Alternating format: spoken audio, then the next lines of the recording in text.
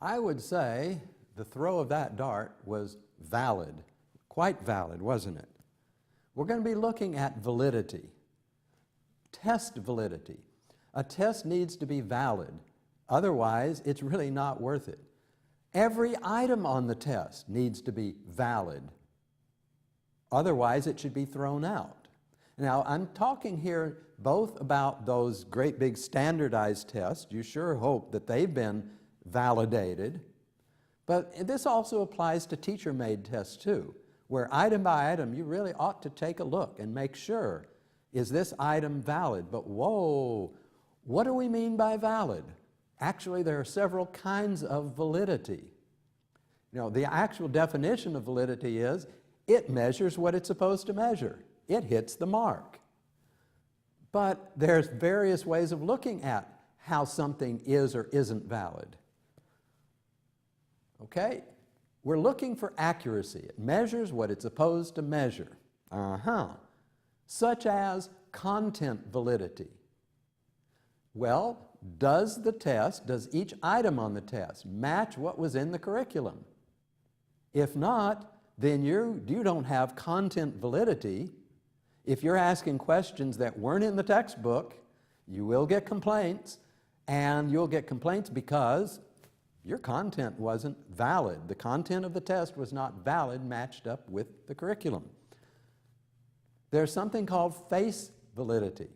Was the test constructed in a proper format that's appropriate to the kinds of people who are taking the test?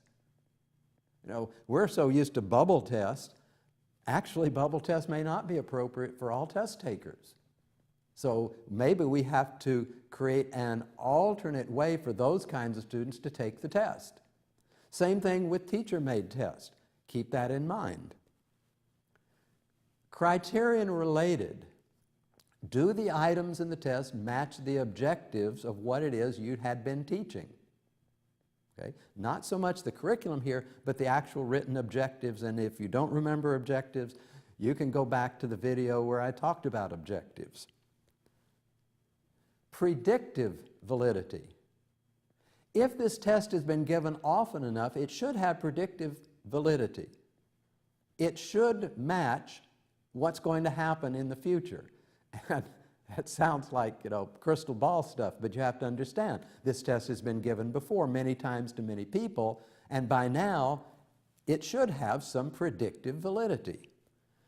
And finally, construct validity. Is this test valid in a way that you get results that pretty much match the way other tests get results? If you had given another test that was supposedly equally valid, would you have gotten the same results? Well, in construct validity, supposedly someone has already checked on that and says, yeah, we've got statistics to prove that the results of this test are just as valid as using this test over here.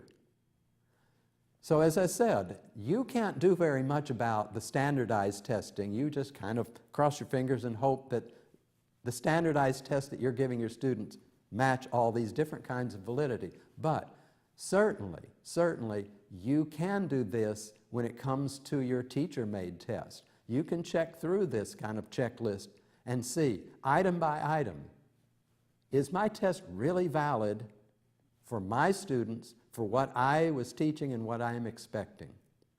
Okay? There we go. That's validity in a nutshell.